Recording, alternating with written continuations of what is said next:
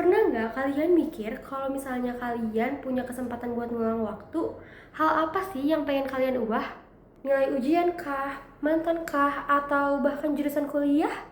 Tapi pernah nggak kalian mikir buat ngulang keputusan yang menurut kalian kelihatannya sepele, tapi ternyata efeknya bisa panjang banget? Kayak nyoba rokok pertama kali.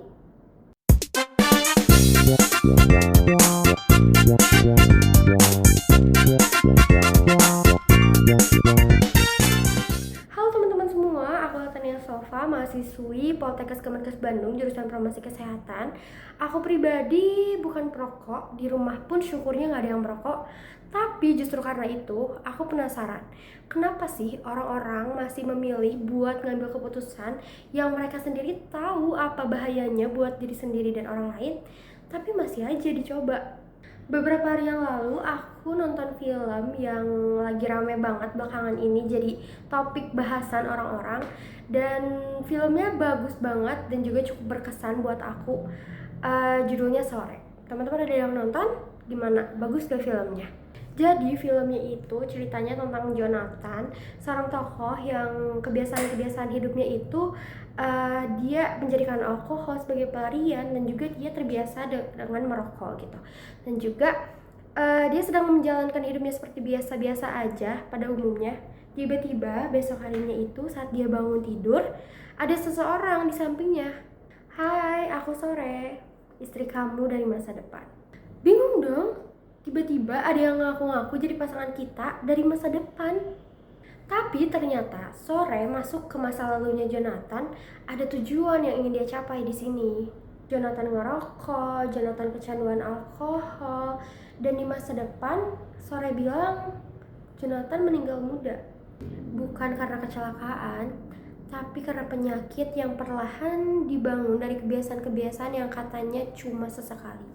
Dan yang paling perih bukan soal kematiannya, tapi teman-teman semua bayangin, orang yang kita sayang harus tetap melanjutkan hidup dengan kesedihan, yang padahal kebiasaan-kebiasaan itu tuh bisa kita cegah.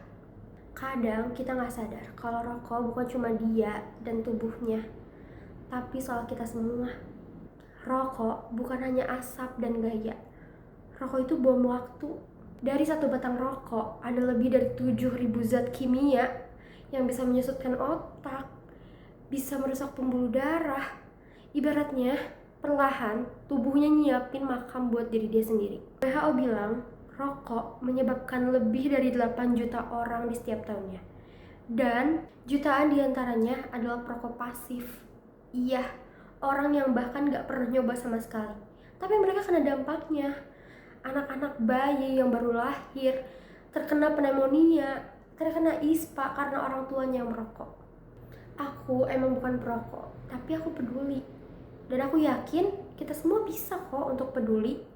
Karena yang kena bukan hanya sekadar yang merokok saja, yang kena bisa kita semua.